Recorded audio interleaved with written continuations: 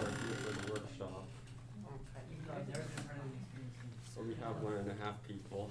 That's more than what we usually get.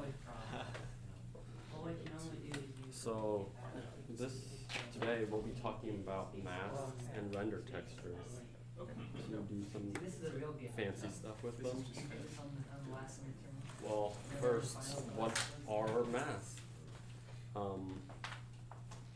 Basically, it specifies a shape where objects that are behind it will get hidden, or sometimes you can have so that objects that are behind it will only be visible if it's behind it. So there's a type of sprite. There's two sprite masks that will, or two masks that we'll be going over. One will be sprite mask, and here's an example of it where I have like a spaghetti shaped sprite mask, and that sprite is hidden behind it while the other one is revealed by it. And also the particles are hidden by it as well. So there are 3 components that are affected by them: sprite renderers, so those, particle systems, or at least the particles that are emitted by the particle system, and tile map renderers for like when you make a tile map. Any questions so far? Okay. So creating sprite mask, you just right click on the inspector.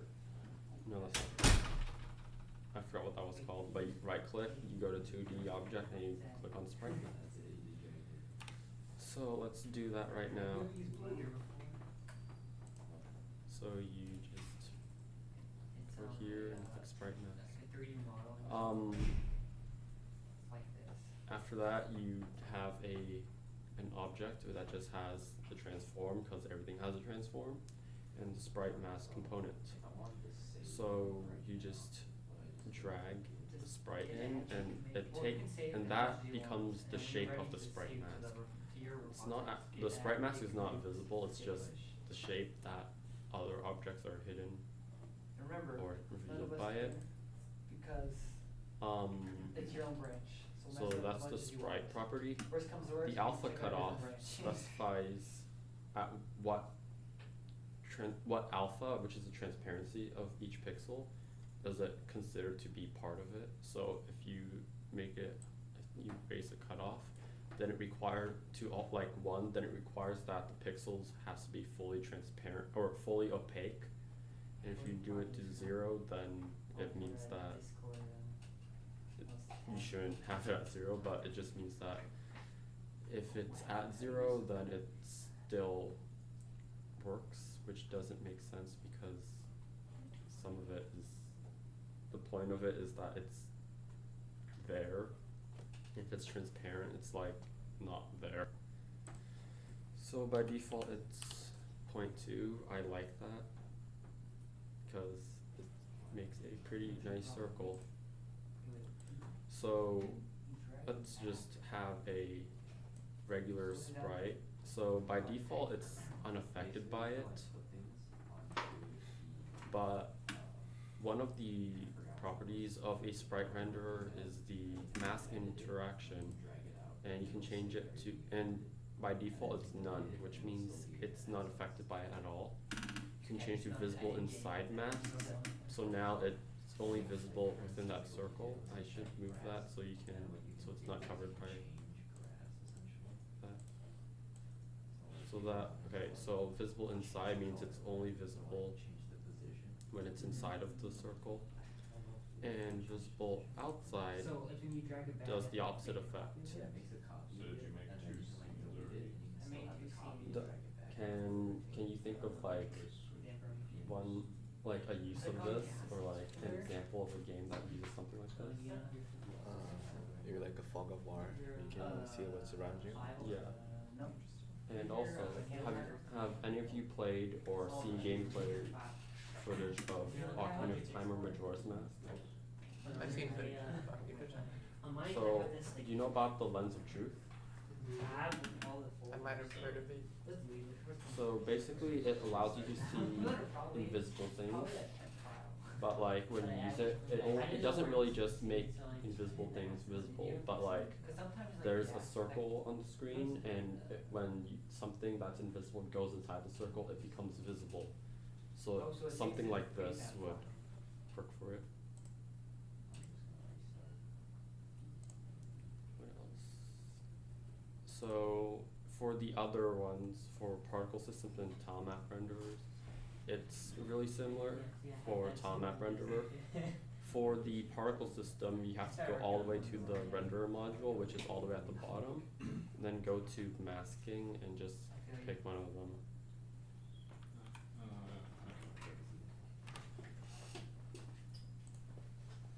So, yeah.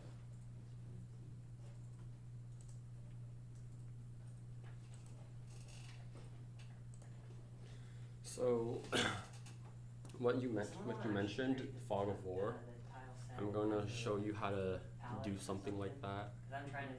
So what I would do is just first I would child one of the sprite mask to like say the player object. Let's have it be this. And change this so that doesn't really. And then I should probably make this bigger.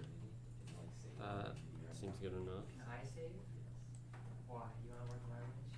Now I will add some other things, like when you save like that? but these will be visible only when it's inside of the mask. So I'll just What is it trying to save? make copies of them, but just drag them in random places. Okay. Alright, let's start. Time for some research. And now I will just make a quick movement script.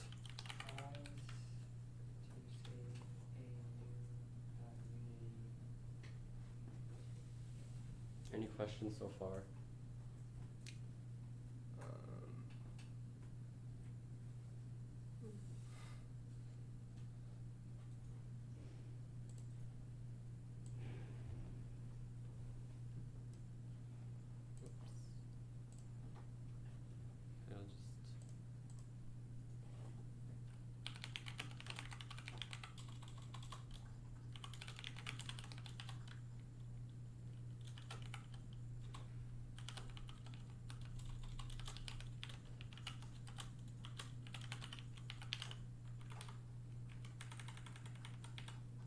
I'll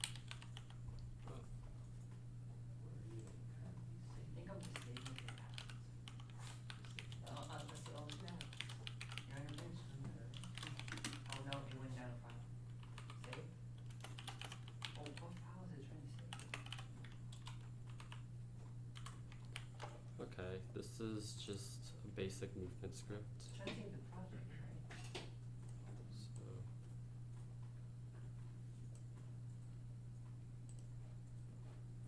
yeah, that should apply it to that. So now when you move the object around, you can see the spaghetti as they get revealed. File. Okay. Save file. Do that. Next we'll talk about UI maps. Instead of file save, do So file save project. these, instead of affecting objects that are like within the world, these affect UI objects instead. So if you have used UI before, you know there's like images and text and all that stuff. If you add a mask component to a UI object, then that object becomes a mask. Alright, an exception to So unlike Sprite mask, which is like its own component that contains these like sprite properties and stuff, a UI mask actually takes its image or its shape from an image or raw image component that is also in the same object, and then it just has a property where it shows or doesn't show the graphic. So like whether to hide the image component that it's using as its shape. So first let's create an image. So we'll take the circle and let's make it bigger, so like 200 by 200. And let's drag this to the corner. So you just go to add component and search mask, and it just becomes a mask. And if you remove this, then it disappears. I'm going to change this to mask so we know that it is one. Let's add another image. So let's add this one. So you'll notice that there isn't actually anything here that specifies whether it interacts with it or not. And as you can see, it doesn't. So in order to actually have it interact with the mask, you have to child the object. So now it's only visible inside of it. Yeah, so for UI masks, it's only the one that reveals what's inside of it. It doesn't hide anything, only reveals, which can be useful for something I'll show you later, where I will create a mini map. But for now, let's just leave that there.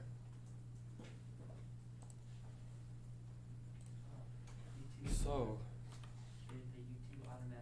yeah, it only affects the graphic objects that are childed to the object with the mask. So, next let's talk about render textures.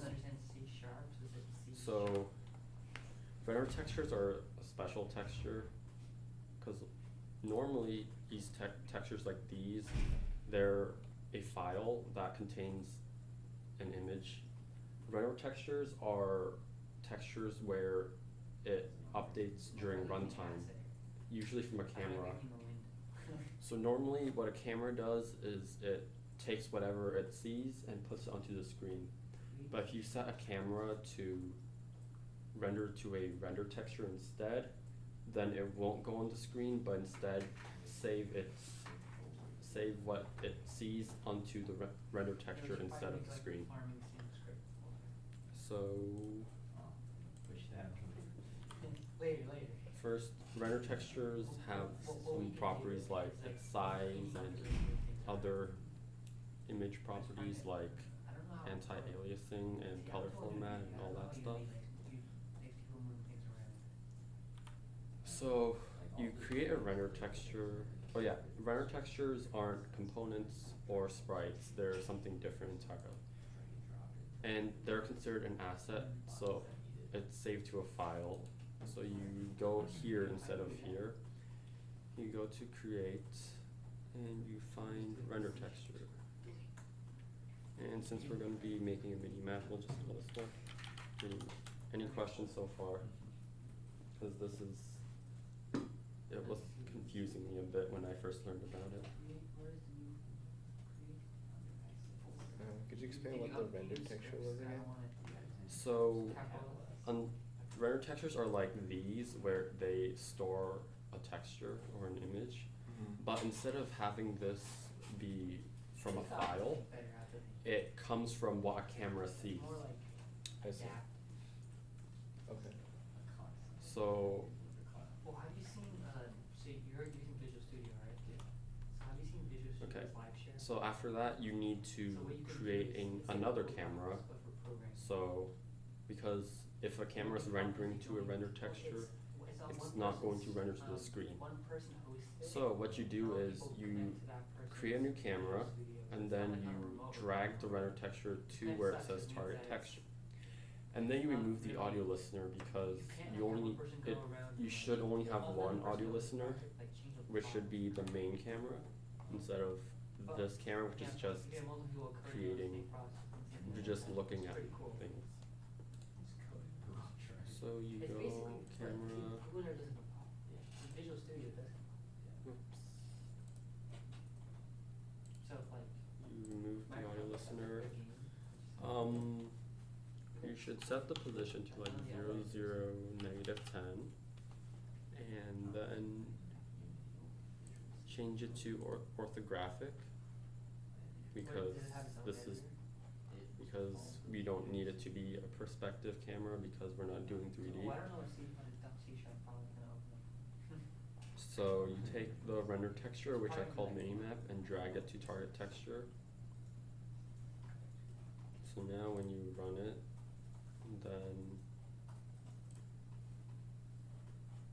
then it, whatever the camera sees, it will be rendered here as the texture. So now, what can we do with this? Because like I said, render textures aren't sprites. So you can't exactly take a sprite render and drag it there. It doesn't let you do that.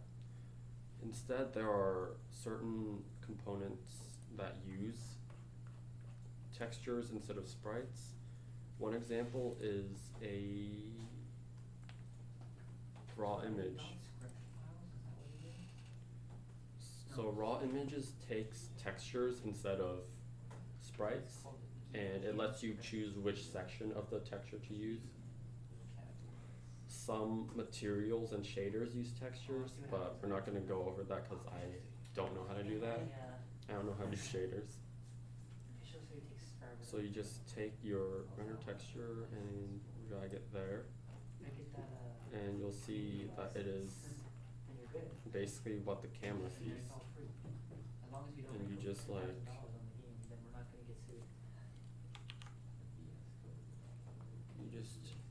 change the size to fit this thing I have in the corner. What IDE did you guys use at your school or your transfer from?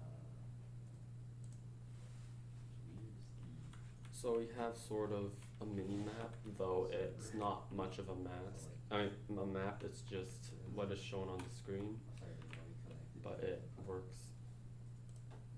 So like here.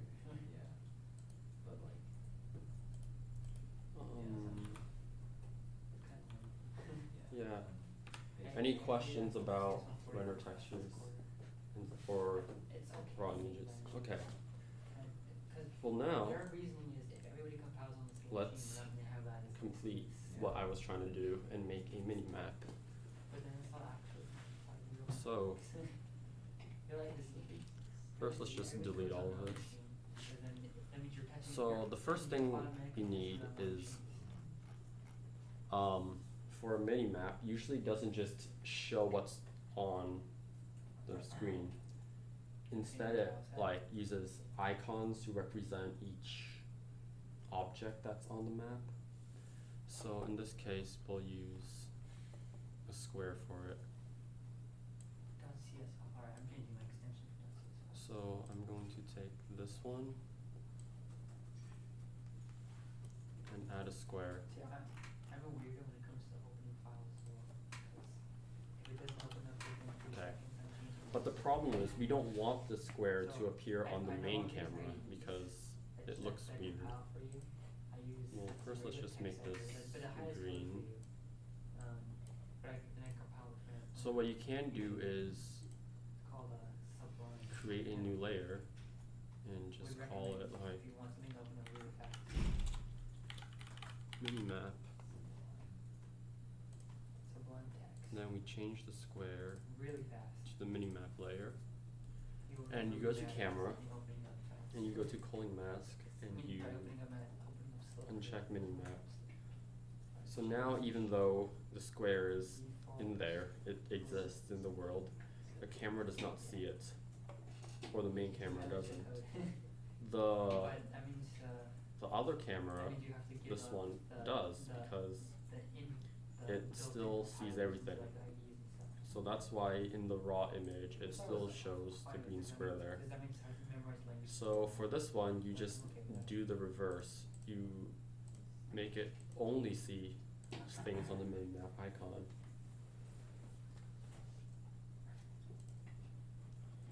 So next we need the same thing for the other things like these.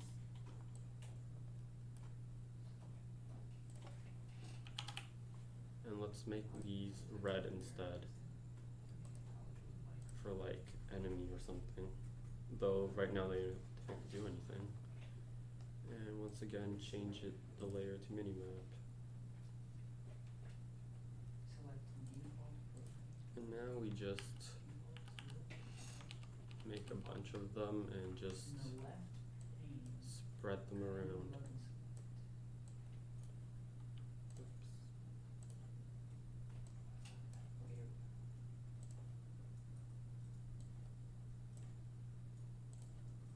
Because like other than Word, everything Microsoft products takes too long to open. Okay, any questions about this part? And now So C. we just take the raw image and child it to the mask. That way your minimap will be a circle instead of a square, in case you want it to be like that.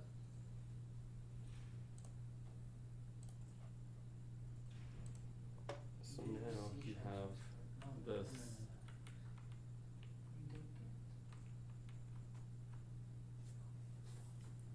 Alright, now I'm missing something. We want it so that they are not visible unless you're close to them, so we're going to change the mask interaction to visible inside of mask. Yeah, it looks weird, but like, it looks weird here, but when it's in the game, it's actually not showing those. Any questions? And I guess you can add another square behind it so that it just doesn't look weird. Or well, it becomes a circle because it's behind the mask. So yeah.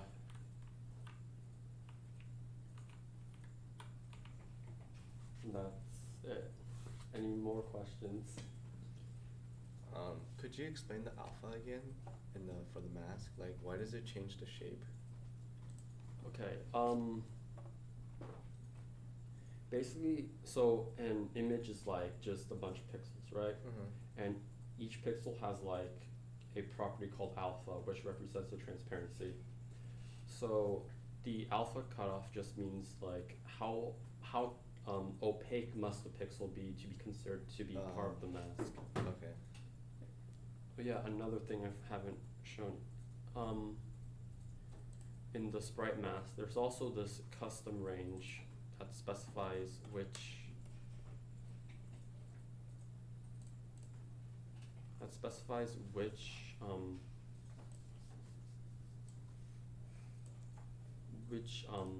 part or which layer and order in the layer are affected by it. So if you change the front to like 1 or okay. So each of these by default their sorting layer will be default and that's the only one, and their order layer will be 0. You can have the mask or have the Sprite mask only apply to certain layers and certain layer ranges. And the back layer, the order layer for back is non-inclusive, so so if you have it on 0, 0, then actually that makes it so that nothing is affected by it. So you have to make it -1. So this one is just 0. So if you say have this one be 1 instead of 0, then that one won't be affected by it, but everything else will. Unless you set this order or set the front to 1. Now it will be affected by it. With sorting layers, you can add more. So like second and third. So let's just set this one to second, and this one to third. So, since it's a range of layers, if you set the front to third, then it should also affect the one in the second. Yep. But if you change the front to second, then the one that's in the third layer isn't going to be affected by it. Yep. Any questions about that?